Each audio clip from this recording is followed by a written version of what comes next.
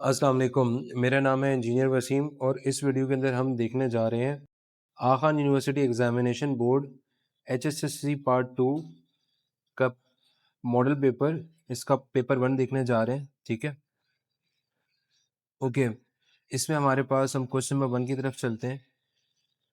Directly question number 1 की तरफ चलते हैं। क्वेश्चन नंबर 1 में लिखा हुआ है in the given figure electric field lines of forces between two parallel metallic plates are passing from a positive plate to a negative plate.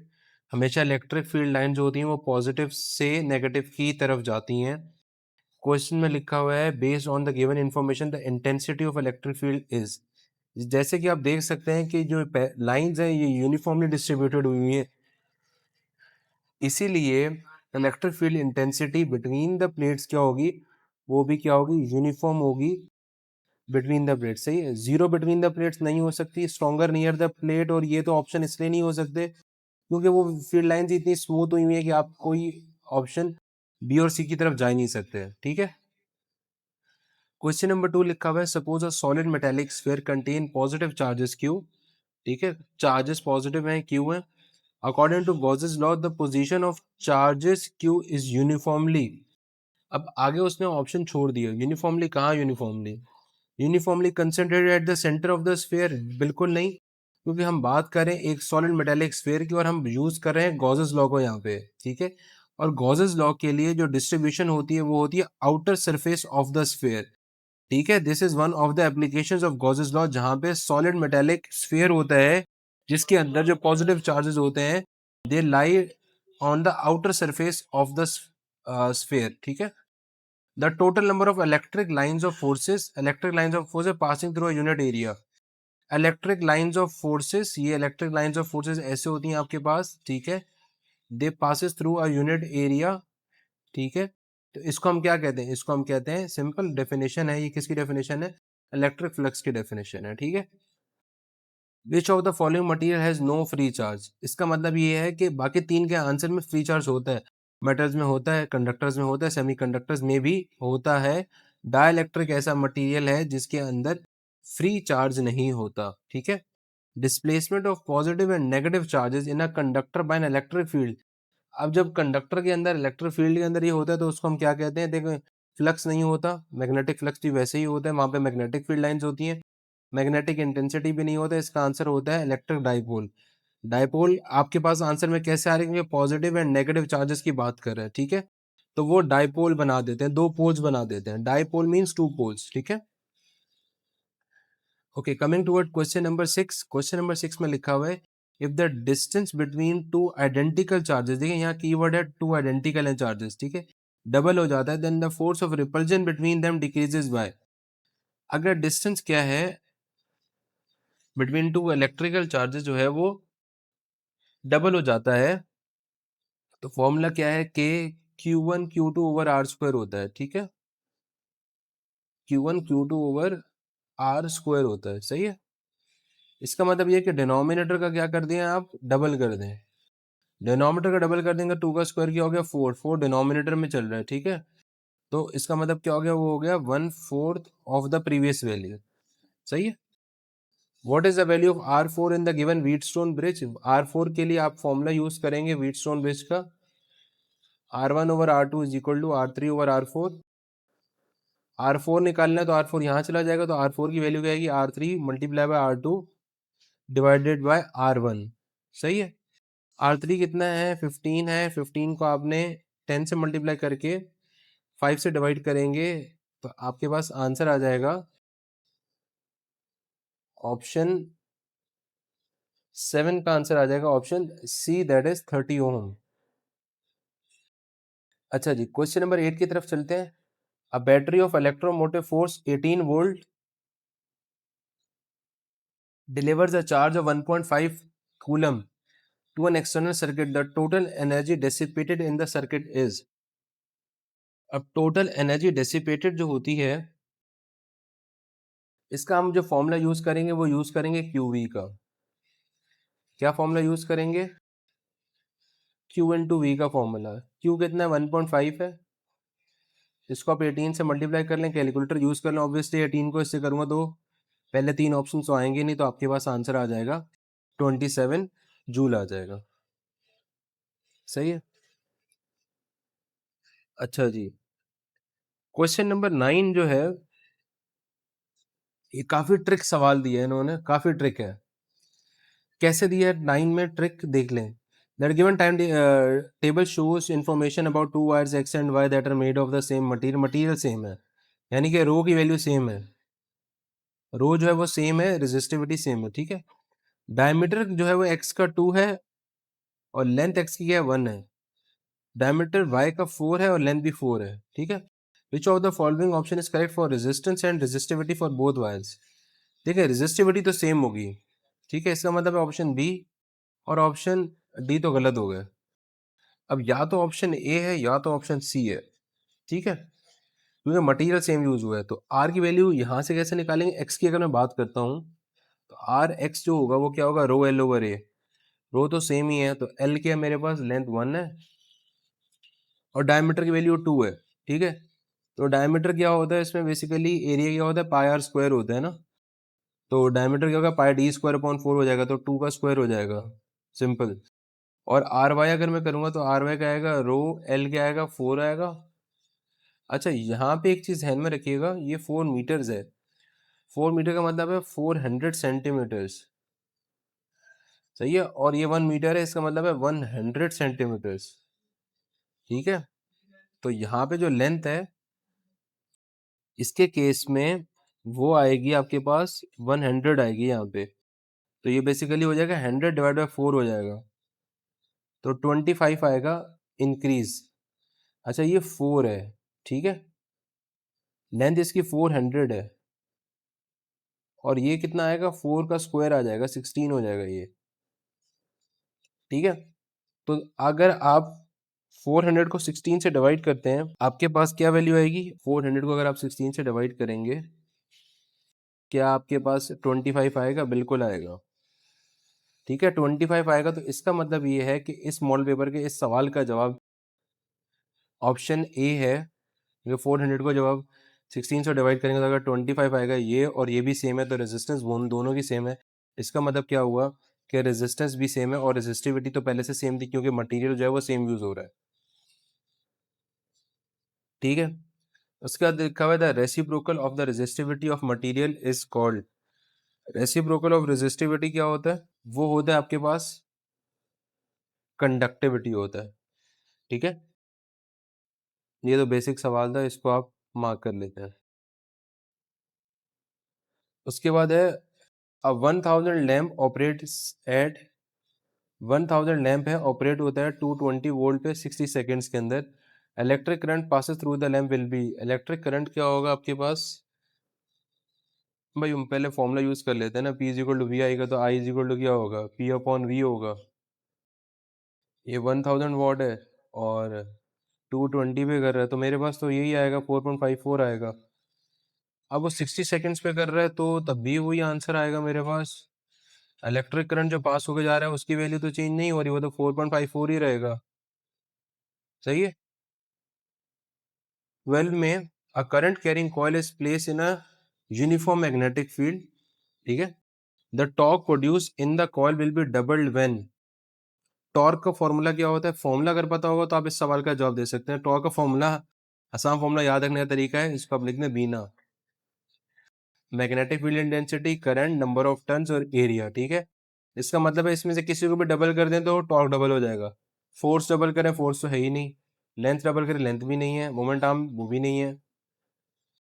Area of the coil is double, ठीक है। A metallic wire of length 1 metre, B की value given है, current की value भी given है, force निकालनी है। तो 13 के अंदर जो फॉर्मूला यूज कर रहे हैं वो है आई एल बी का। आई कितना है, 100 है, लेंथ 1 है, ये 10 है, तो सिंपल आ जाएगा आपके पास 1000 न्यूटन, सही है। क्योंकि साइन थीटा जो होता है, आप कहेंगे साइन थीटा आता है, तो साइन थीटा बेसिकली परपेंडिकुलर है ना, ये लिखा हुआ है क्वेश्चन में, परपेंडिकुलर है। अच्छा, कह रहे कि इलेक्ट्रिक गैल्वेनोमीटर को ज्यादा सेंसिटिव बिकम्स मोर सेंसिटिव कब होता है। भाई मोर सेंसिटिव तो तभी होगा जब स्मॉल अमाउंट के ऊपर लार्ज रिफ्लेक्शन देगा, स्मॉल अमाउंट ऑफ करंट पे लार्ज रिफ्लेक्शन देगा, तभी ज्यादा सेंसिटिव हो जाएगा। ठीक है। ओके 15 के लिए electron is travelling with the velocity v की वैल्यू गिवन है, परपेंडिकुलर है तो साइन थीटा की वैल्यू तो 90 हो गई। फील्ड स्ट्रेंथ गिवन है आपको, और आपसे ये कहा जा रहा है कि आपने magnetic force on the current निकालनी है। ठीक है, F is equal to Q V B होता है, क्यू के 1.6 इंटू 10⁻⁻19 मल्टीप्लाई बाय वेलोसिटी कितनी है 10⁻6, और ये हो जाएगा 1, तो 1.6 हो जाएगा मल्टीप्लाई बाय 10 की पावर, ये -19 और +6 क्या हो जाएगा, -13 हो जाएगा। ये आ गया आपके पास 1.6 इंटू 10⁻13। ठीक है, 15 का आंसर। ओके 16 लिखा हुआ है, when a charge particle moves through a magnetic field, जब ये charge particle moves through a magnetic field, the effect of the field changes the particles. Effect जो है फील्ड का, अगर एक चार्ज पार्टिकल मूव होता है मैग्नेटिक फील्ड के अंदर, तो बेसिकली पार्टिकल क्या करता है, उसके डायरेक्शन और मोशन को चेंज कर देता है। मैस और वॉल्यूम तो कांस्टेंट चीजें, ये चेंज नहीं होती, एनर्जी भी चेंज नहीं होगी, उसकी मोशन को चेंज कर देगा वो। कह रहे कि due to an induced EMF current passes through a coil, the amount of this current, जो अमाउंट है करंट की वो किस चीज के ऊपर डिपेंड कर रही है, ये सवाल कर रहा है। अमाउंट भाई किस चीज के ऊपर डिपेंड करता है, बिल्कुल सही है, अमाउंट आपका डिपेंड करता है मैग्नेटिक फ्लक्स के ऊपर। सही है, जितना फ्लक्स ज्यादा होगा, जितना मैग्नेटिक फ्लक्स ज्यादा होगा उतना करंट ज्यादा ड्रॉ कर रहा होगा वो। क्वेश्चन नंबर 18 में लिखा हुआ है, द प्रोसेस इन विच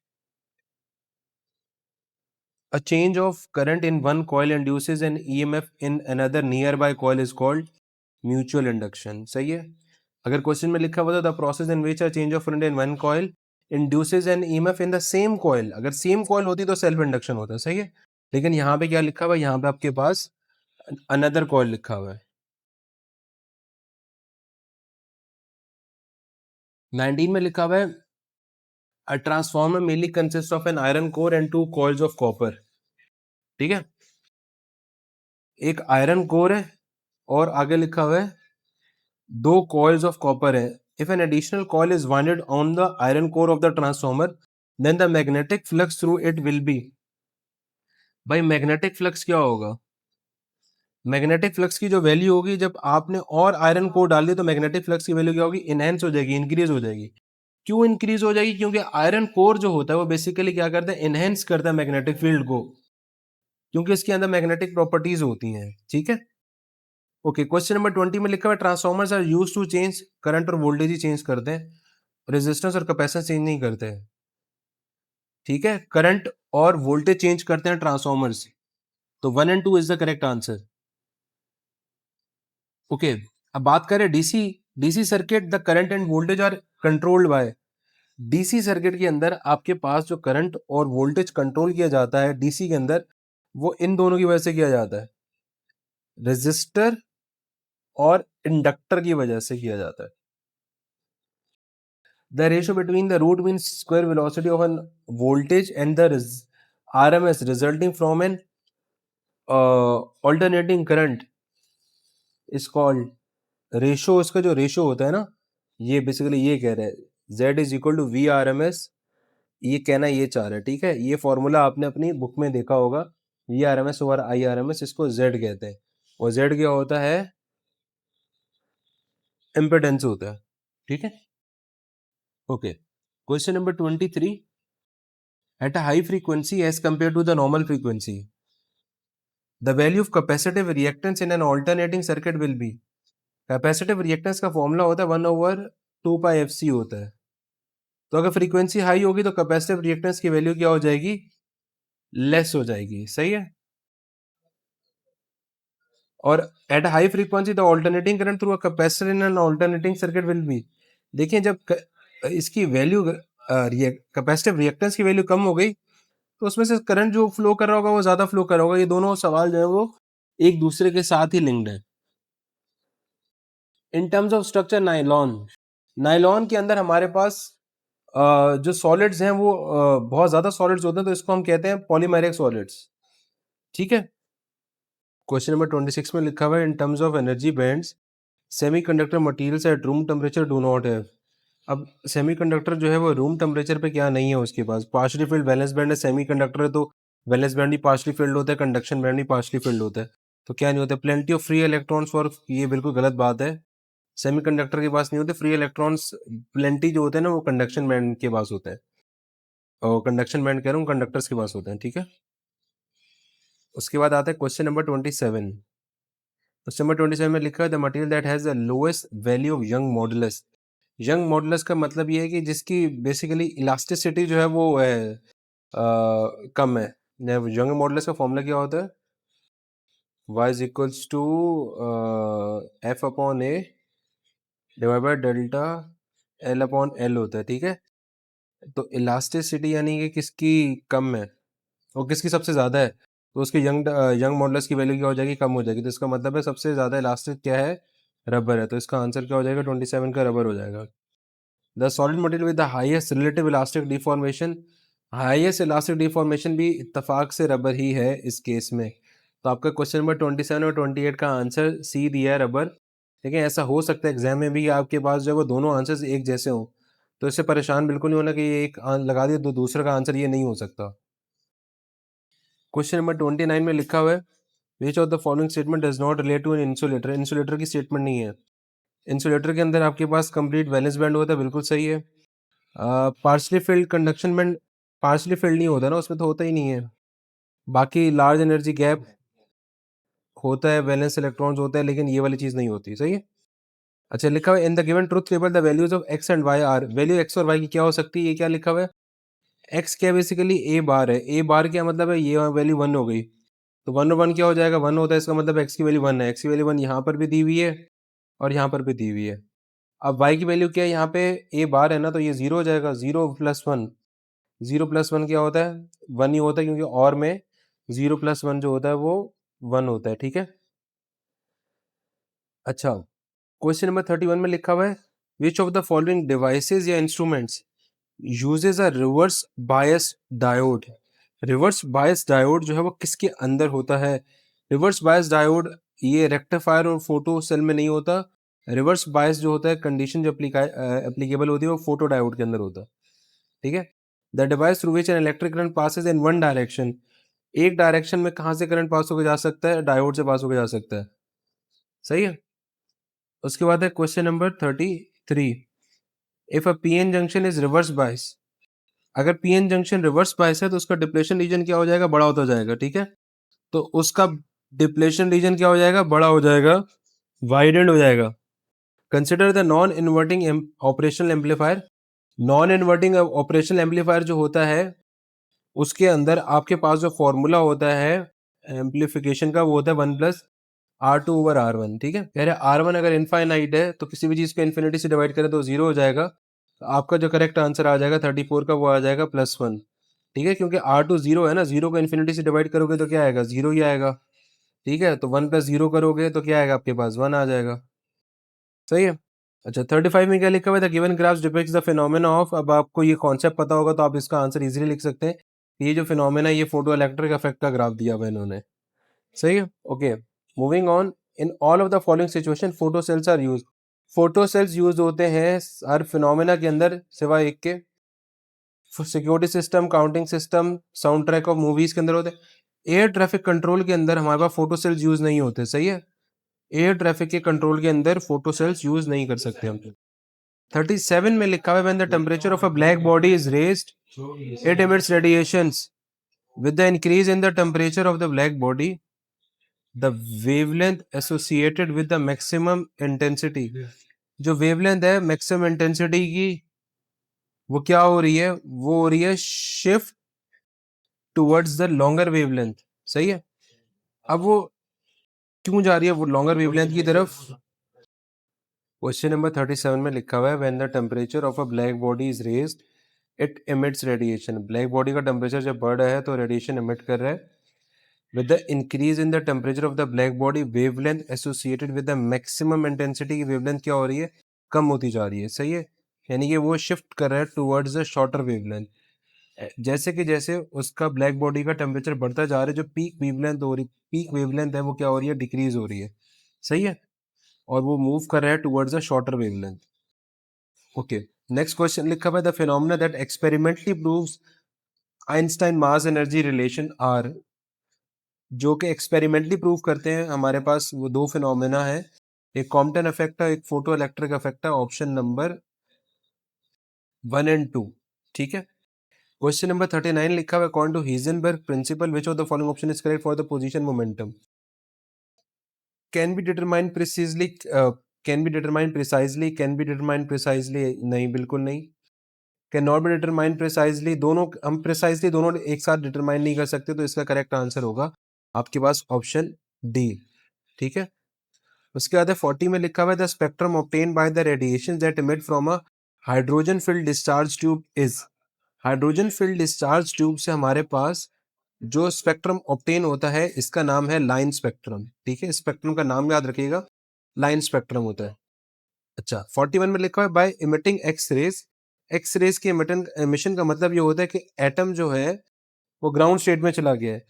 क्यों? क्योंकि ट्रांजिशन जो होती है, ट्रांजिशन ऑफ एन इलेक्ट्रॉन जो हो रहा है, ट्रांजिशन ऑफ इलेक्ट्रॉन जो हो रहा है वो बेसिकली हो रहा है from higher to lower energy level, from higher to lower energy level. सही है। Laser can only be produce if an atom is in, laser कब प्रोड्यूस हो सकती है? जब एक एटम क्या होता है, एक्साइटेड स्टेट के अंदर मौजूद होता है। यानी कि आपका टू ओनली का जो ऑप्शन है ये सही है। सही है। 43 क्वेश्चन है it is the potential through which an electron should be accelerated so that on collision it can lift another electron in the atom from its ground state to a higher state. The potential described in the given statement is the, potential कौन सा potential है? ये इस potential को कहते हैं excitation potential. Basically ये होता है minimum potential required to accelerate an electron, ताकि उसके पास एनफ एनर्जी हो, इसको हम कहते हैं एक्साइटेशन पोटेंशियल होता है। ठीक है। 44 में लिखा हुआ है the wavelength of the spectral lines in the hydrogen atoms emission and absorption spectra, वो किसने प्रेडिक्ट की थी? बोहर ने प्रेडिक्ट की थी वो।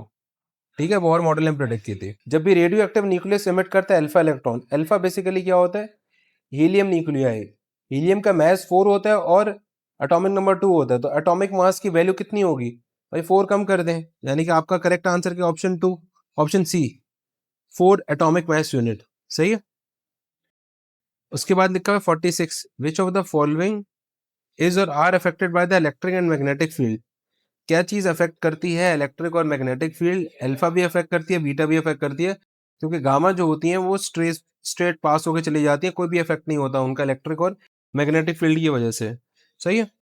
47 में लिखा हुआ है the explosion of an atomic bomb occurs as a result of, देखिए एटॉमिक बम अनकंट्रोल्ड होता है और उसमें अनकंट्रोल्ड फिजन रिएक्शन होता है। फिजन इसलिए क्योंकि फिजन बेसिकली क्या होता है? Large amount of heat produce होती है।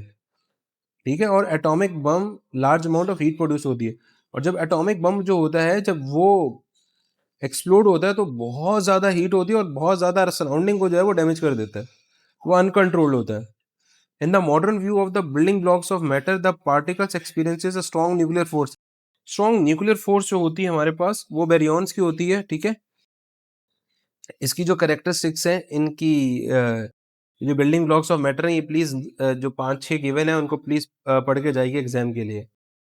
The missing mass converted into energy in the formation of a nucleus, missing mass जो होता है इसको हम कहते हैं binding energy, converted into energy जो होता है इसको हम कहते हैं binding energy. The emission of one beta particle from the nucleus of an atom produces a change of, एक बीटा पार्टिकल की एमिशन क्या करता है? वो बेसिकली एक इलेक्ट्रॉन जो है वो एक वो करता है, क्या नाम है, एटॉमिक नंबर जो होता है उसका एक इंक्रीज हो जाता है। सही है। सही है। जो एमिशन होती है वो एक एटॉमिक नंबर जो है वो बढ़ जाता है, तो +1 in atomic number is the correct answer.